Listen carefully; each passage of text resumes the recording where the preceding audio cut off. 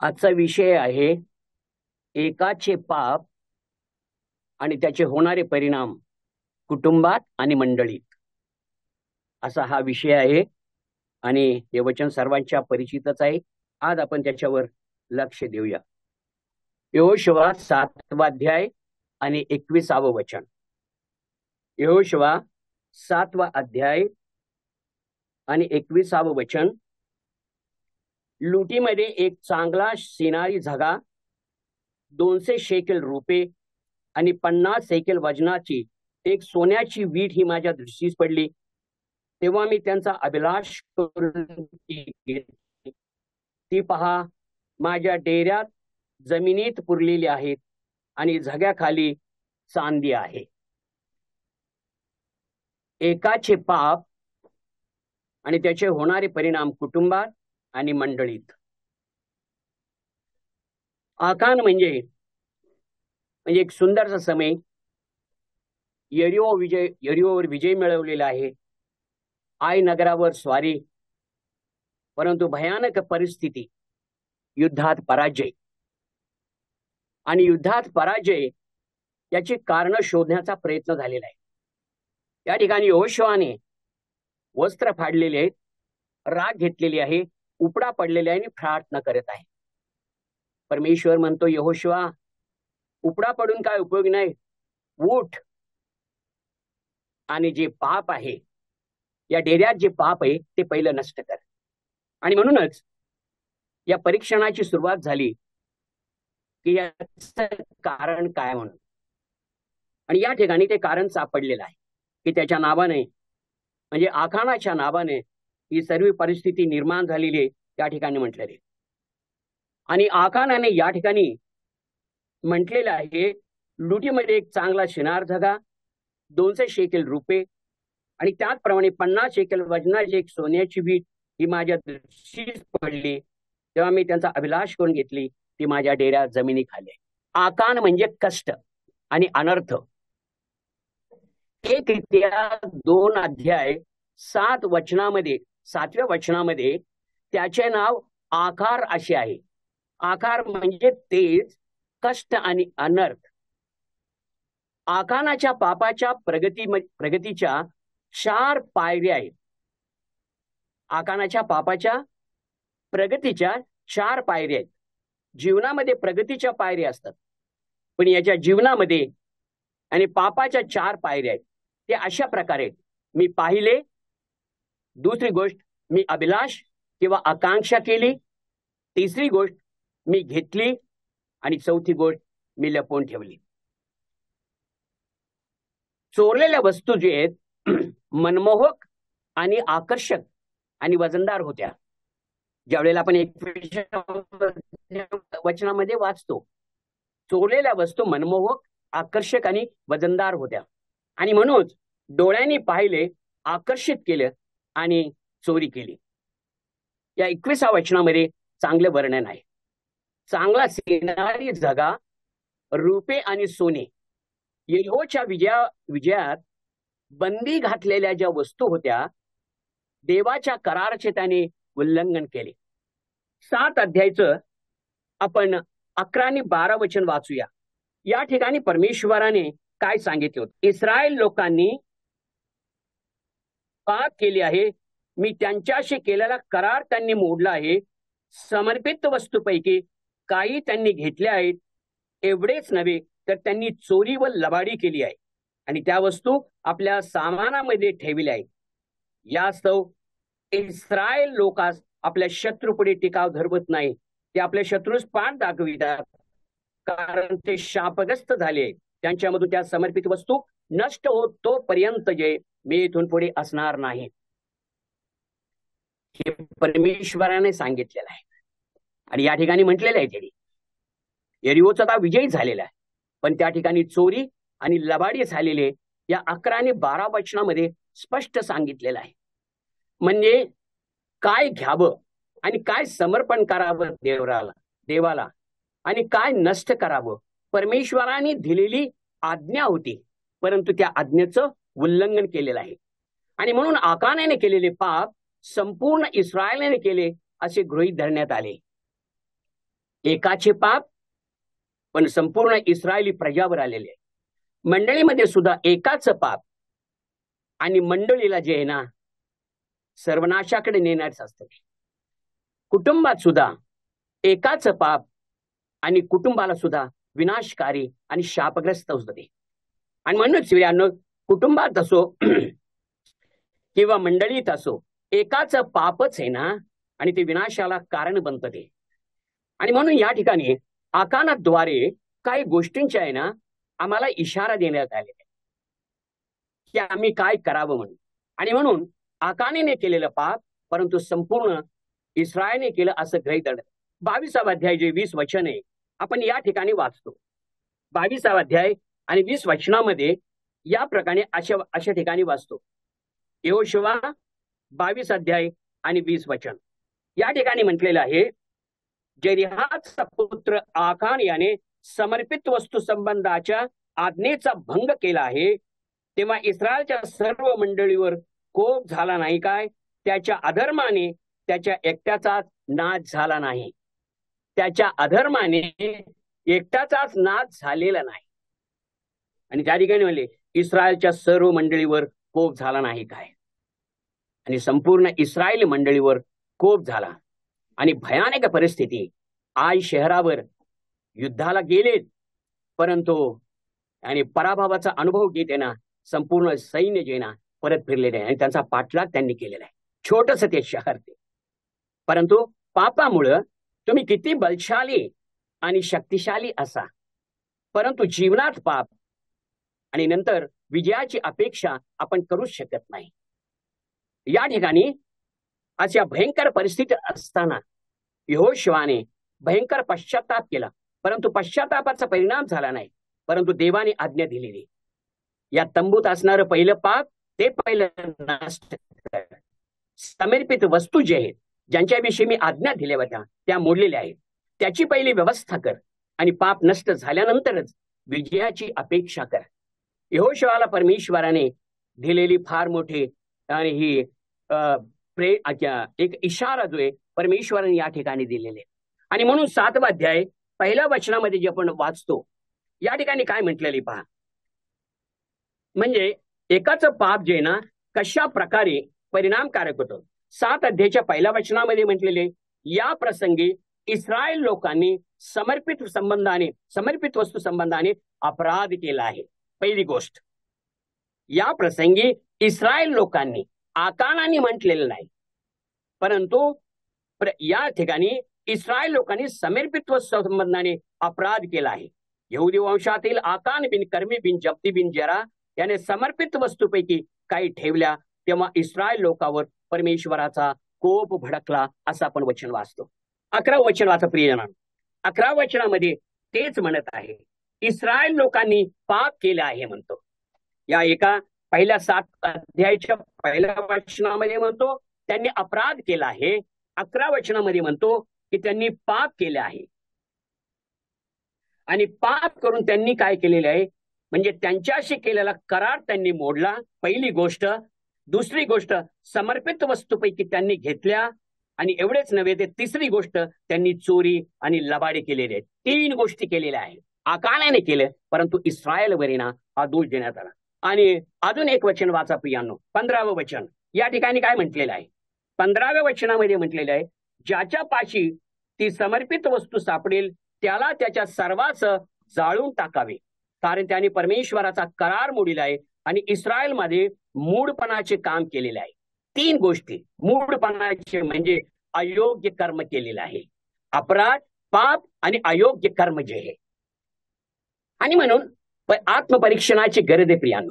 जीवनात असो, आमच्या कुटुंबात असो, मंडळीत असो, परंतु या गोष्टीपासून मंडळी कशी जागृत राहिली पाहिजे ही प्रत्येक बंधू भगिनीची जबाबदारी आहे. आणि म्हणून एकाचं पाप, आकानाचं पाप इस्रायलावरील थोपण्यात आलेलं आहे. आणि परमेश्वर म्हणतो इस्रायलने अपराध केलेला आहे, पाप केलेला आहे आणि अयोग्य कर्म केलेलं आहे.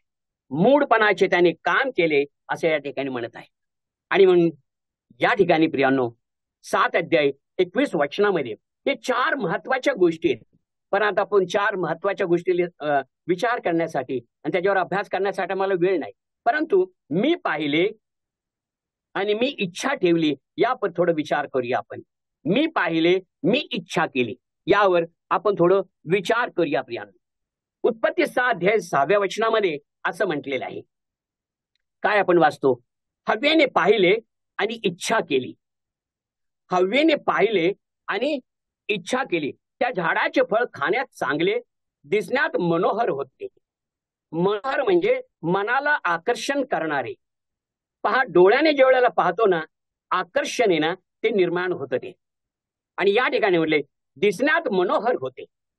आणि ते फळ घेतले आणि हव्वेने काय केले? आपल्या तोंडात ठेवले, खाल्ले, पोटात सामावून घेतले आणि परिणाम जो आहे भयंकर पाप बाहेर आले आणि आत्मिक मृत्यू. म्हणजे आपल्या पाहण्यात आहे ना, आपला दृष्टिकोन जो आहे कशा प्रकारे असावा. आणि या ठिकाणी आकर्षक अशी वस्तू, मनमोहक वस्तू आणि खाण्यात चांगली असलेली, आणि खाल्ले आणि त्याचा परिणाम काय झाला आणि पाप बाहेर आणि आत्मिक मृत्यू झाला. शेबामध्ये हीच घटना आहे प्रिय. दावीद सुद्धा आहे ना, दाविदाचे पाप सुद्धा याच मार्गाने अनुसरण करत आहे. 2 शमूएल 11 अध्यायाच्या आपण 2ऱ्या वचनामध्ये पाहतो. वास्तविक आता दावीद जो आहे युद्धभूमीवर हवा होता, परंतु युद्धभूमीवर सेना लढत आहे आणि यरूशलेमच्या या राजमहालाच्या गच्चीवर जो आहे ना, आपल्या नेत्राने आपलं नेत्र सुख तो घेत आहे आणि त्या सौंदर्याकडे पाहत आहे. आणि म्हणून त्याच्या नेत्रानं त्याला धोका दिला, सौंदर्याने धोका दिला आणि भयंकर पापाच्या अधीन झाला. आणि केवळ एवढंच नव्हे, परंतु एक हत्याकारी तो मानला जावा. म्हणून प्रियानो, सौंदर्यामध्ये पाप लपलेलं असतं आणि त्याची जाणीव करून घेणं अत्यंत गरजेचं आहे. आणि या ठिकाणी आपण वचनामध्ये वाचतो की कशा प्रकारे या ठिकाणी आणि दाविदाचं जीवन आहे ना, आणि किती ते भयानक असं पाप होतं. आणि त्या पापाचं प्रायश्चित्त म्हणूनच स्तोत्रसंहिता 51 त्यांनी लिहिलेलं आहे. एवढे भयंकर पश्चाताप करून लिहिलेले. परंतु परमेश्वर आहे ना, जेवढा कनवाळू दयाळू आहे तेवढाच तो न्यायी परमेश्वर आहे. जेवढा प्रेममय आणि मायाळू आहे तेवढाच ना भस्म करणारा आग सुद्धा आहे. आणि म्हणून जीवनात जे ना, परमेश्वर केवळ दयाळू आणि प्रेमळ आणि करुणासंपन्न देव आहे म्हणून नव्हे, परंतु तो भस्म करणारा देव सुद्धा आहे. त्याची जाणीव आम्हाला होणं गरजेचं आहे. न्यायी तो परमेश्वर आहे आणि म्हणून पाप्याला तो शिक्षा दिल्याशिवाय राहत नाहीये. आणि या ठिकाणी या वचनामध्ये आपण वाचतो प्रियांनो की त्याच्या प्रकारे काय झालेलं आहे. आणि नंतर तो दावीद जीवनामध्ये आणि सतत आहे ना, तो धावत राहिला प्रियांनो, धावत राहिला. आणि त्याच्या कुटुंबाची परिस्थिती कशा प्रकारे झाली चांगल्या प्रकारे आम्हाला माहित आहे. आणि म्हणून या ठिकाणी वचनामध्ये अशा ठिकाणी आपण वाचतो. याकोबाचे पत्र जे ना, याकोबाचे पत्र 1 अध्याय 14 आणि 15 वचन वाचूया. या ठिकाणी काय आपण वाचतो? याकोबाचे पत्र 1 अध्याय 14 आणि 15. या ठिकाणी म्हटलेलं आहे 14 आणि 15. प्रत्येक मनुष्य आपल्या वासनेने ओढलेला व भुलावलेला असा मोहात पडतो. मग वासना गर्भवती होऊन पापाला जन्म देते आणि पाप परिपक्व झाल्यावर मरणास उपविते. आणि म्हणून अकानाच्या जीवनामध्ये ते पाप जे परिपक्व झाले आणि मरणाच्या ते अधीन झाले, ते सुंदर वचन जे कशा प्रकारे लागू होत आहे. आणि योहानाचे पहिले पत्र 2ऱ्या अध्यायाच्या 16व्या वचनामध्ये आपण वाचतो काय ठिकाणी आहे. त्या ठिकाणी लिहिले शरीराची वासना आणि डोळ्यांची वासना म्हणून. शरीराचीच केवळ वासना नव्हे, परंतु डोळ्याची सुद्धा वासना आहे. आपण काय पाहतो आणि कुठल्या दृष्टिकोनातून पाहतो ते फार महत्वाचं आहे प्रिय. सौंदर्य आला ना, पाहावं, त्याचं स्तुतिगान करावं, परंतु त्या सौंदर्याकडे ना वासनेने पाहू नये. आणि म्हणून या ठिकाणी डोळ्यांची वासना म्हणजे बाह्य रूपाचे जे आकर्षण, जे बाह्य रूपाचे आकर्षण आणि जे दिसते त्याची हाव करणं असं आहे. आणि शैतान आपल्या डोळ्यांचा उपयोग जो आहे ना, वाईट गोष्टी करण्याकडे उपयोग करून घेतं प्रिया. जागृत राहायला पाहिजे. आणि म्हणूनच ना प्रभू येशू ख्रिस्ताने एका ठिकाणी म्हटलेलं आहे आणि फार कडक इशारा प्रभूने दिलेला आहे. जी व्यक्ती स्त्रीकडे कामिच्छेने पाहतो तिच्याबरोबर त्याने व्यभिचार केलाच आहे असं त्या ठिकाणी म्हटलेलं आहे. आपले डोळे किती आपले नेत्र जे आहे ना किती आहे ना पवित्र असावे, आणि आपण काय पाहावं आणि काय पाहू नये. आणि म्हणून हे नेत्र पवित्र ठेवण्यासाठी हे देवाचं वचन जे आहे ना आम्हाला एका आरशाप्रमाणे दिलेलं आहे बरोबर.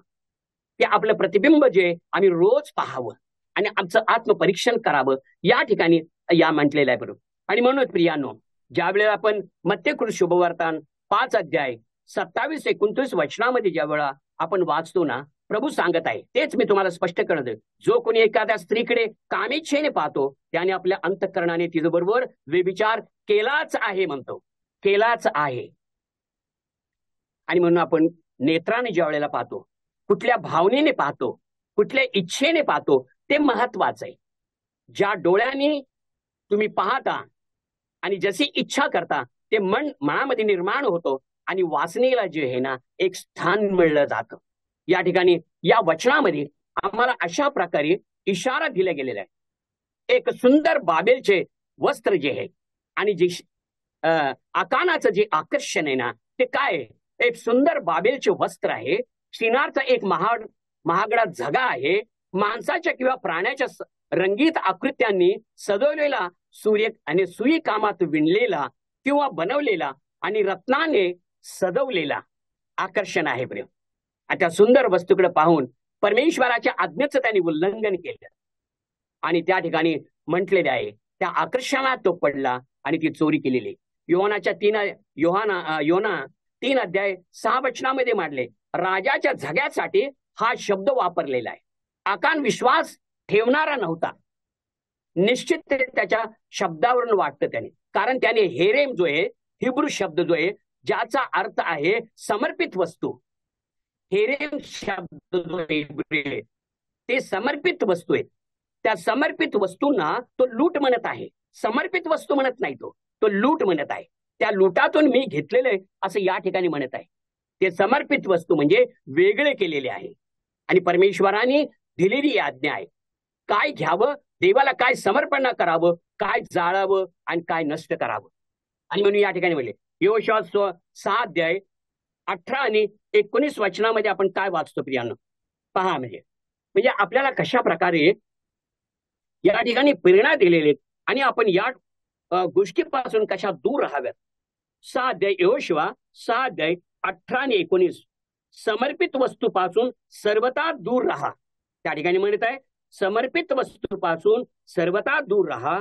त्या समर्पण केल्यावर त्यातली एखादी तुम्ही घ्याल तर इस्रायलच्या छावणीवर शाप आणून तिला संकटात घालाल. सर्व सोने रूपे आणि पितळेची व लोखंडाची पात्रे परमेश्वरास अर्पण होत आहे. ती परमेश्वराच्या भांडारात गेली पाहिजे, आपल्या घरात नव्हे. आणि म्हणून प्रियानो, जे परमेश्वराचं आहे ते आपण चोरून नये. जे परमेश्वराचं आहे ते देणं गरजेचं आहे. जे काय ते सर्व परमेश्वराचं आहे. आम्ही पण जे आहोत आम्ही परमेश्वराचे आहोत. हे शरीर जे परमेश्वराचं आणि पवित्र आत्म्याचं मंदिर आहे. आणि म्हणून जे आपलं कर्तव्य जे देणं आहे ते देणं अत्यंत गरजेचं आहे. चोरी आणि लबाडी करू नये या ठिकाणी सांगत आहे प्रिय. आणि या वचनामध्ये आम्हाला अशा प्रकारे प्रेरणा देते. परमेश्वराच्या आज्ञेचं पालन आणि त्याचं सन्मान करणं गरजेचं आहे, जे 6 अध्यायाच्या 21 वचनामध्ये म्हटलेलं आहे. आणि त्या ठिकाणी ना देवाच्या वचनाचं आणि त्याच्या आज्ञेचं पालन करणं अत्यंत गरजेचं आहे आणि सन्मान देणं गरजेचं आहे. आणि या ठिकाणी प्रियानो, या ठिकाणी म्हटलेलं आहे शिनारचा जो महान झगा, तो शिनारचा जो आहे ना ते प्राचीन नाव आहे बायबलमध्ये. आणि आताचा जो दक्षिणी मेसोपोटेमिया आहे अत्यंत प्रसिद्ध असं शिनार आहे. त्याविषयी ना पवित्रशास्त्रात बरंच काय आहे, कुणाकुणाचं राज्य साम्राज्य त्या ठिकाणी होतं. आणि बाबेलचं जे आहे ना ती प्रचंड इमारत जी कशी उभारली गेली, सर्व गोष्टी आहेत. परंतु आज आपण या शेवटच्या वचनामध्ये आपण पाहत आहोत की याचा परिणाम काय झाला. आणि म्हणून त्याने पाहिलं आणि इच्छा केली आणि त्याने घेतलं. म्हणून आम्ही काय पाहावं आणि काय पाहू नये या ठिकाणी महत्वपूर्ण गोष्ट जे ना या ठिकाणी सांगण्यात आले. आणि या ठिकाणी वचनामध्ये आपण वाचतो प्रियानो, एक 7 अध्यायाचा 15 वचन आणि 24 आणि 25 वचन वाचूया प्रियो. थोडासा वेळ आहे. 7 अध्याय 15 वचन आणि नंतर 24 आणि 25 वचन आपण वाचू. 15 वचन मध्ये म्हटलेलं आहे, ज्याच्या पाशी ती समर्पित वस्तू सापडेल त्याला त्याच्या सर्वांच जाळून टाकावे, कारण त्याने परमेश्वराचा करार मोडिला आणि इस्रायलमध्ये मूढपणाचे काम केले. 24 आणि 25 वचनामध्ये आपण वाचतो,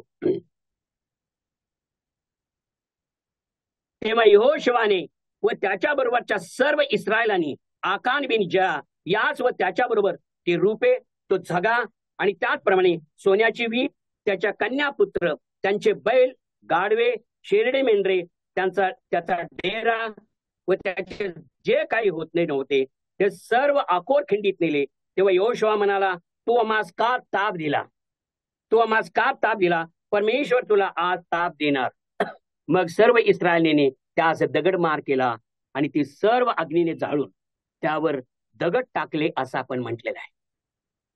आणि म्हणून पापाचं परिमार्जन होण्यासाठी दगडमार हाच न्याय होता. पापाचं परिमार्जन करण्यासाठी आणि दगडमार हाच न्याय होता.